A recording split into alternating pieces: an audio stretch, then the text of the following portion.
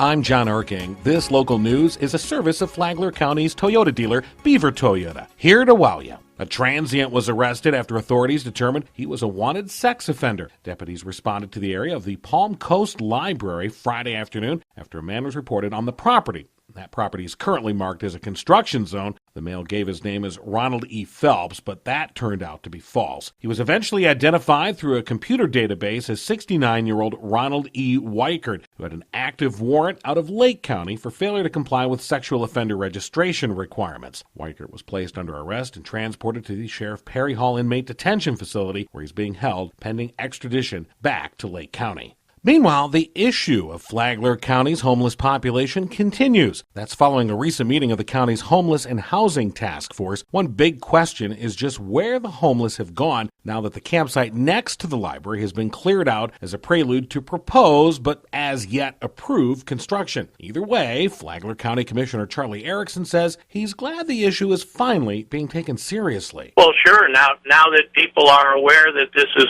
happening, I've been involved with homeless people, with the cold weather shelter, et cetera, for years. We've been saying there are homeless. The city was saying there aren't any homeless. Well, the facts are out there, and we've got to address them. But the last thing that I heard Mr. Mullins say is he wants legislation. That's way out of the question. Fellow Commissioner Joe Mullins, who chairs the Public Safety Coordinating Council, said he plans to discuss legislation that would institute new rules regarding homelessness and panhandling in the county, but so far that has received very little support. This portion of Flagler's Morning News brought to you by the Daytona Beach International Airport, Delta Airlines nonstop to Atlanta, and now nonstop service to New York City via American Airlines.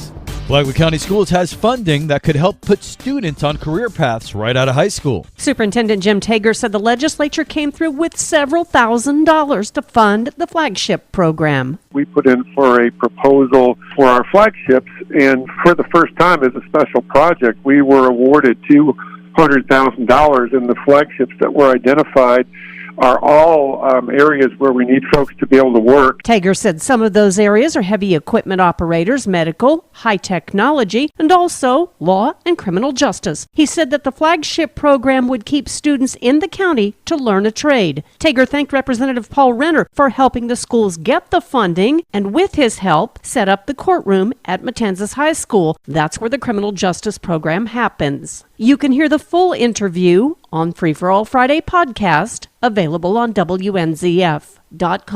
Tomorrow, Superintendent Tager talks about one specific flagship program that has everybody talking. From the WNZF newsroom, I'm Deb Albertson.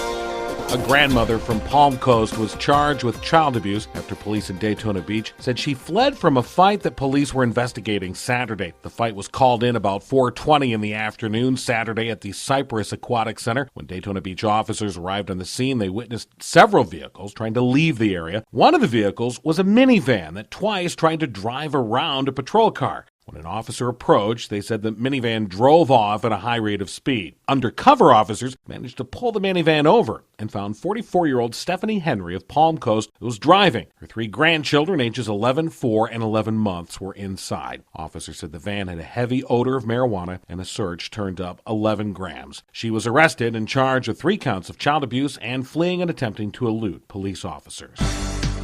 And Palm Coast has won first place in the National Mayor's Challenge for Water Conservation. With more, here's Tony Magoo. The results are in for the 8th annual Wyland National Mayor's Challenge for Water Conservation. And with the numbers, here's Cindy Lane, Communications and Marketing Manager for Palm Coast. So, Cindy, how did we do? We came in first place in the entire nation, the city of Palm Coast, for the National Mayor's Challenge for Water Conservation. The city named this effort the Stop the Drops campaign and provided residents tips on saving water in their homes. This is Palm Coast's 5th year to participate in the national competition. Last year, we came in 18th in the nation. First place is pretty strong. What about some other important numbers, Cindy? We had about 8,022 residents of Palm Coast who took the challenge to reduce their water consumption. It's going to save about 33 million gallons of water over the next year, which is enough to fill 44 Palm Coast water towers. Throughout the summer, the city will share water-reducing ideas for the home, so stay tuned. I'm Tony Magoo. And now you're up to date on Flagler's Morning News. I'm John Erking.